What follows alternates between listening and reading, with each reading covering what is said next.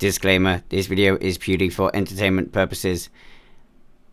Nothing mentioned in the video is canon fact within Star Trek lore, nor Star Trek Online lore. I hope you enjoy.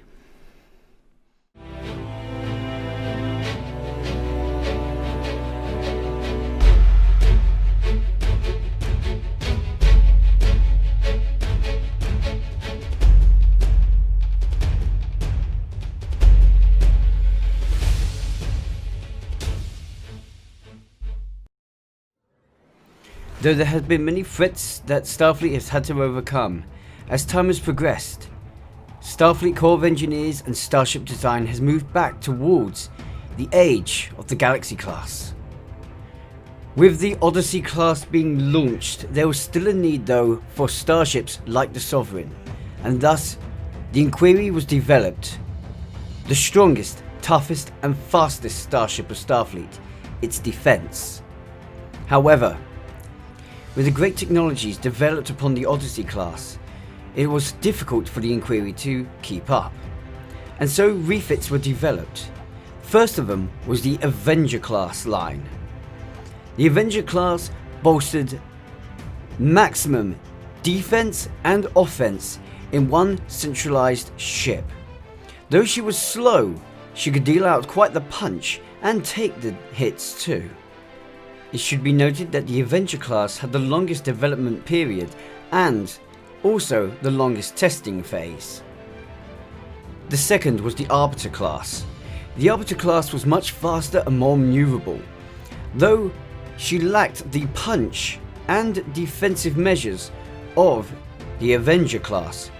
However, both these classes vastly outperformed the original Inquiry class, and though they were powerful, it was seen fit to develop a ship that utilized both classes' strengths, and thus the Castigator class was developed. Using technologies of the Avenger and Arbiter, this starship is the strongest battleship in the Federation fleet.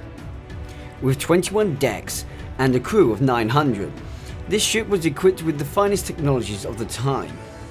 This includes the most recent iteration of ablative armor developed for the new variants of Defiant class. One supercharged primary warp core and two secondary warp cores to develop the power this ship needs. Equipped with the latest generation of regenerative shielding gives this ship even stronger defenses than either of the Arbiter or the Avenger. And behind the most advanced tactical systems seen within Starfleet to date, she was also equipped with Mark 15 phaser array emitters, positioned in multiple locations throughout the ship for maximum targeting arc. Due to the specialist nature of missions this ship may be required to undergo, it was designed with some unique features. The bridge has been moved deeper within the saucer in order to protect it more, and a diplomatic conference was put in a position where you would normally find a Federation bridge. This conference room is much larger than normal conference rooms and even has its own escape pods should the need arise. The Castigator class was also equipped with the same ablative shielding found on the Arbiter class. This allows for transporter activity despite the shields being up, as well as performing a secondary layer of extremely high-level defense shielding. It should be noted though that once the ablative shielding goes down, it is out for a while. She also comes equipped with the Vata ordnance system found on the Avenger class. The VATA, Variable Auto-Targeting Ordnance, fires quantum warhead modules that can also target and defend themselves as they fly.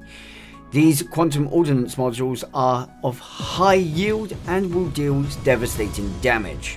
Among the newest advancements, the Castigator class comes with the latest generation of phaser sphere emitter.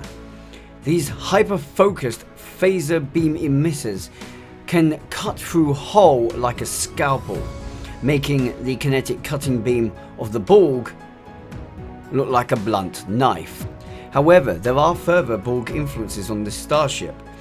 One of the rear phaser sphere emitters has been refitted with a tractor beam isolator.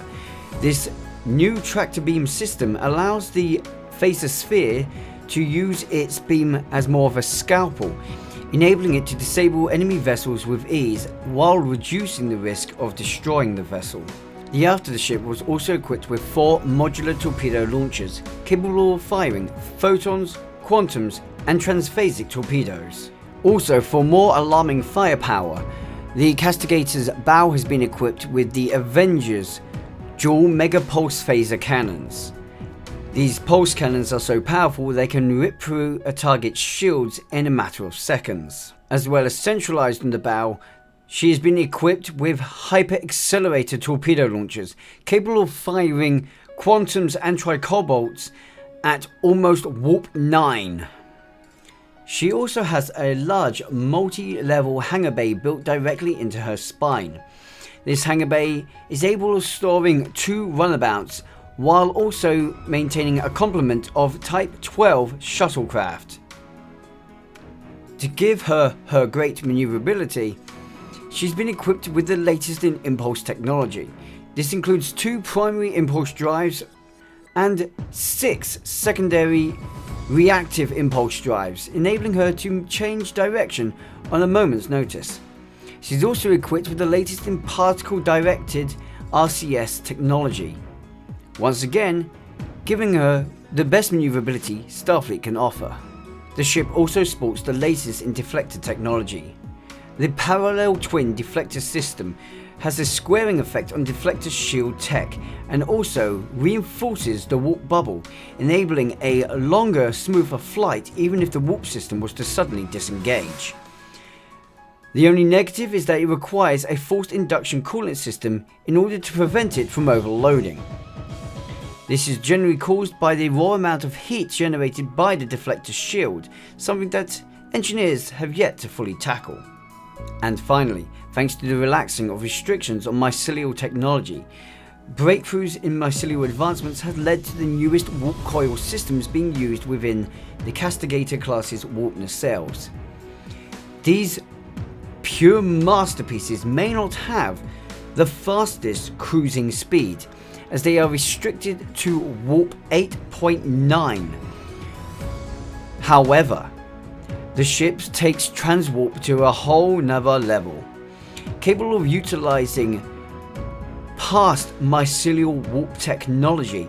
She's able to perform short-range mycelial jumps and even extend that range to an advanced level when necessary. Also, her emergency warp speed has reached the limit of warp 9.997, making her one of the fastest starships in Starfleet. And all this is fitting into a just over 600 meter space frame.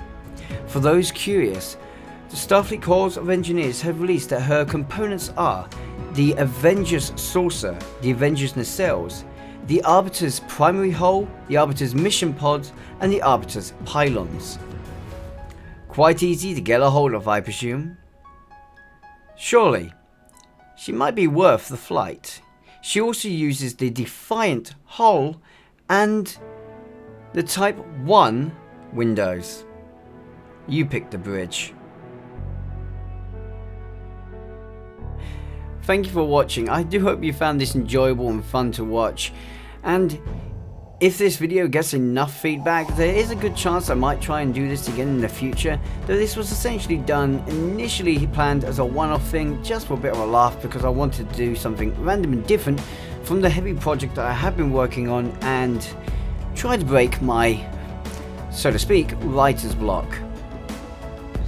Hopefully this has given you all something to laugh at, something to be amused by, and maybe some of you will like the idea of this. If you do want me to do something like this in the future, please tell me what kind of ships you'd like to see me kitbash next.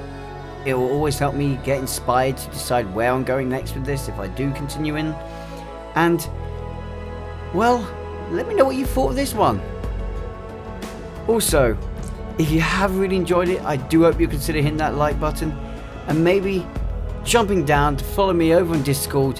That way you can keep up to date on everything I'm working on, and it gives you a chance to share your own screenshots, crew clips, videos that you want to share off over in our clip nominations tab.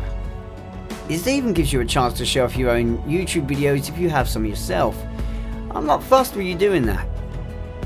Also, before I go any further and wrap this up, I would just like to say a huge thank you to this channel's Patreons, donators, and our Twitch subscriber for helping to make my dream a reality and make videos like this possible.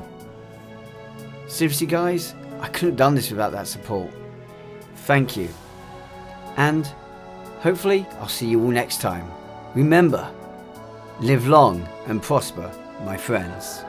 Ciao for now.